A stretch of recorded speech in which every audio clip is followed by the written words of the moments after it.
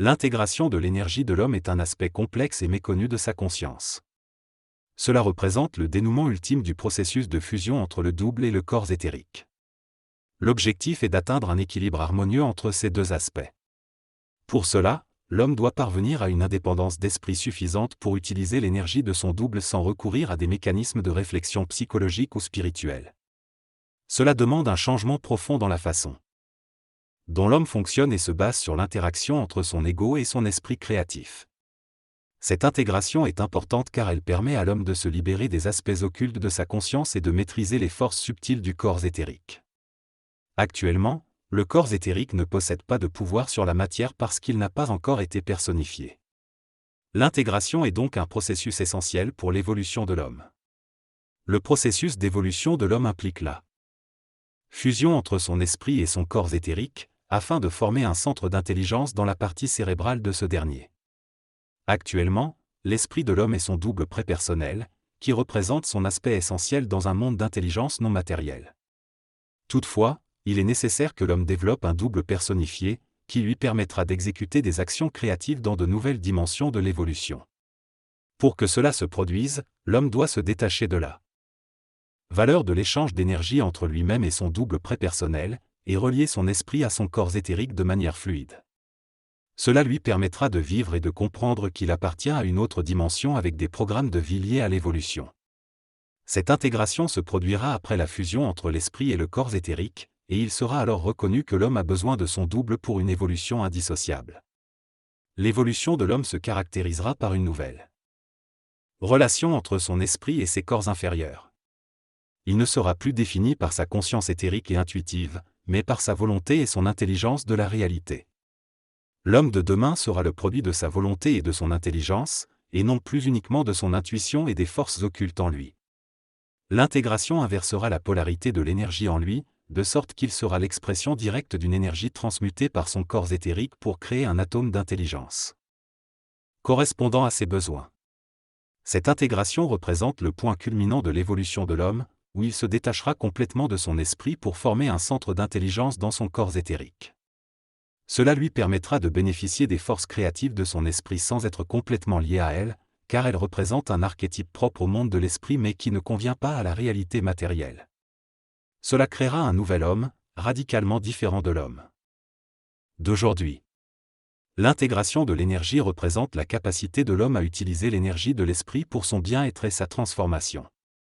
Cela nécessite la création d'un atome central dans le cerveau éthérique de l'homme, afin de neutraliser le pouvoir de l'esprit sur sa vie. Seul l'homme qui intègre cette énergie en comprendra l'importance et en aura la mesure. L'intégration de l'énergie n'est pas une connaissance occulte, mais fait partie de la conversion de l'énergie de l'esprit à travers le centre mental du corps éthérique humain.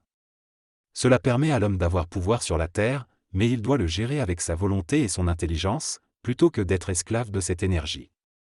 L'intégration de l'énergie nécessite une révolution et une transmutation profonde de l'homme, ainsi qu'une reconstruction systématique de son être.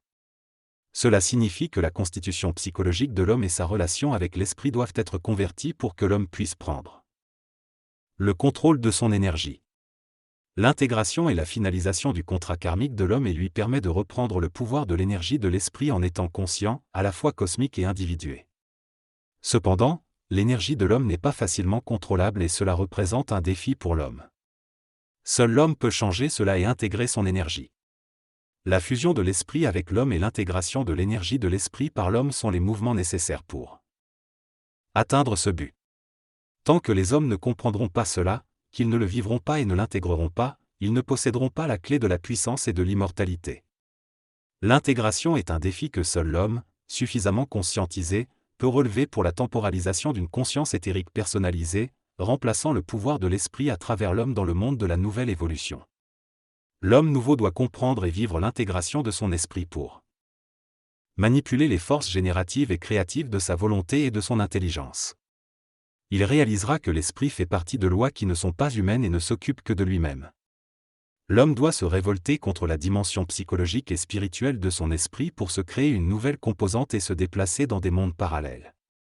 Il devra livrer un combat long et difficile pour intégrer son énergie et vivre une conscience cosmique et humaine.